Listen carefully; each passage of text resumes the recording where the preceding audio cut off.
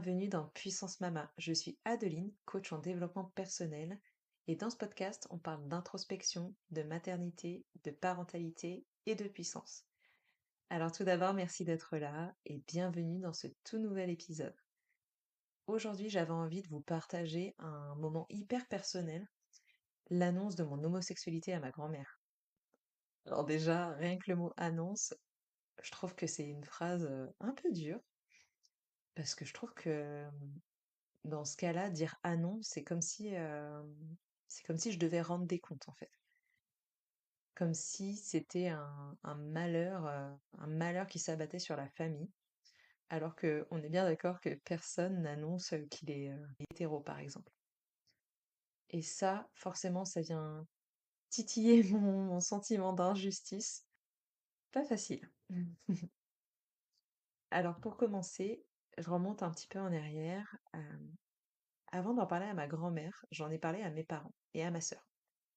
Alors j'avais 24 ans, j'avais vraiment, mais alors vraiment la trouille, du rejet. Ça, c'est quelque chose qui vient, assez fort me chercher aussi. Parce que même si tu sais que ta famille, elle t'aime, ben, le risque d'être rejeté, de voir leur regard changer, il est bien réel, en fait, malheureusement. Je répétais souvent aux autres et à moi-même que, quoi qu'il arrive, je pourrais de toute façon jamais aller à l'encontre de ma nature, de ce que je désire, et que je pourrais jamais être heureuse si j'étais pas alignée avec qui je suis. Alors oui, j'avais peur d'un énorme bouleversement, mais je m'y étais préparée. Même si je pense qu'on n'est jamais prêt à un tel rejet, surtout venant de sa famille, ça me paraissait moins douloureux, en tout cas à l'époque, de me dire oui à moi, que de devoir mentir toute ma vie en fait, ou faire l'inverse de ce que je désire. Finalement, mes parents, ils avaient déjà capté depuis, un petit moment, et je dirais que ça s'est plutôt bien passé. Et avec ma sœur, ça a été un petit peu plus difficile, pas parce qu'elle n'acceptait pas, mais parce qu'on est tellement fusionnels que le fait que je lui en ai pas parlé tout de suite, elle s'est sentie super fort trahie. Même si elle aussi, elle avait, elle avait grillé depuis longtemps, comme elle me disait, voilà, elle voulait que ça vienne de moi.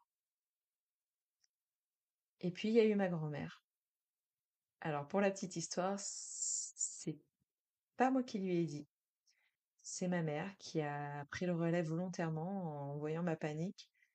Et je crois que c'était mieux ainsi. Car même si j'aurais jamais tous les éléments, voilà, de ce qui a été dit, ma mère m'a raconté que la première réaction de ma grand-mère avait été de pleurer et de dire, mais pourquoi ma petite fille est lesbienne? Je crois qu'elle a même dit Gwyn en fait. Mais bon.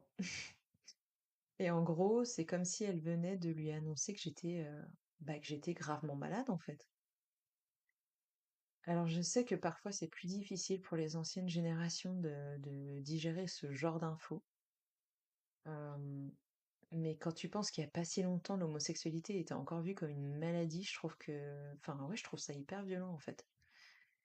Et pour le coup, j'ai vraiment du mal à comprendre comment on peut rejeter quelqu'un juste parce qu'il aime différemment.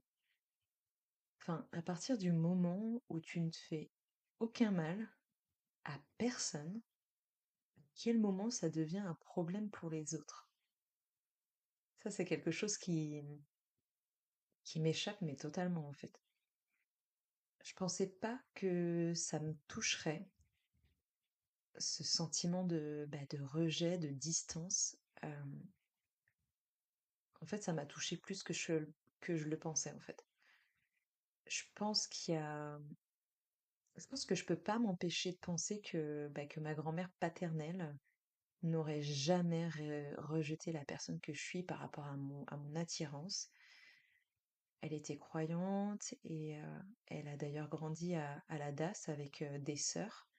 Alors pour les Belges qui m'écoutent, C'était des services de l'État qui étaient chargés de la protection et de l'aide aux enfants en danger, ou retirés de leur famille. Et donc cette grand-mère, elle a toujours été très ouverte et tolérante face à la différence, malgré que c'était quelqu'un de très très sévère et dur. Je pense que je regrette de ne pas avoir pu lui dire avant qu'elle décède. Du coup, pour revenir aux annonces, il y a eu celle du mariage. Euh, alors j'avoue que des scénarios pour ce genre d'événement, je m'en étais déjà fait 1000. Mais alors là, je l'avais vraiment pas prédit, quoi. J'en rigole un peu aujourd'hui, mais en vrai, ça vient vraiment toucher mon cœur de petite fille. Je m'attendais à des larmes de joie, je m'attendais à la famille qui te serre fort dans les bras, des félicitations, enfin plein d'engouement en fait.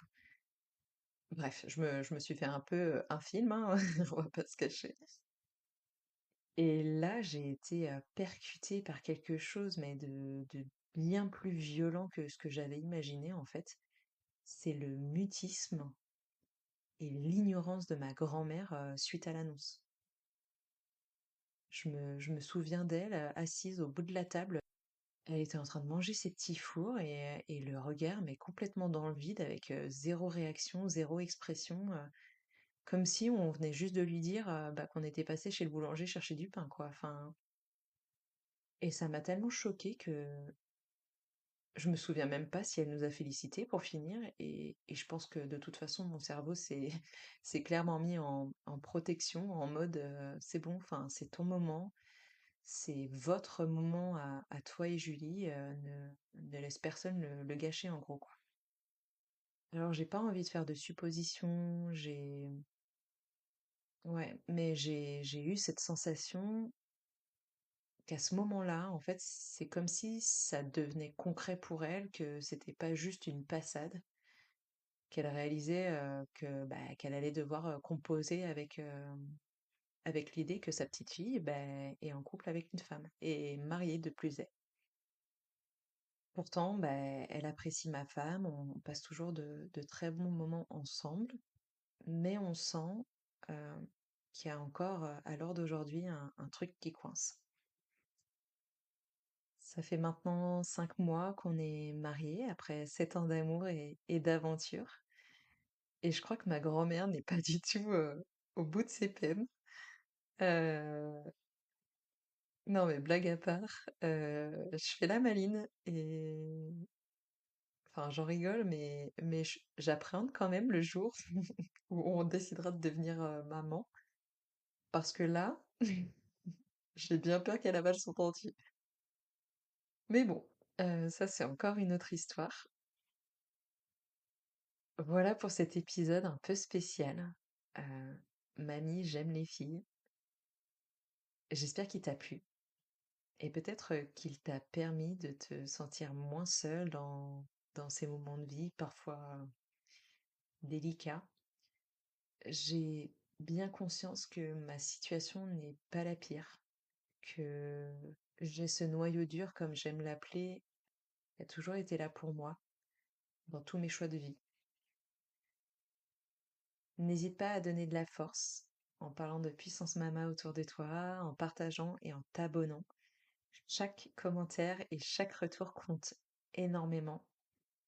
Merci d'avoir écouté et à très bientôt dans un prochain épisode.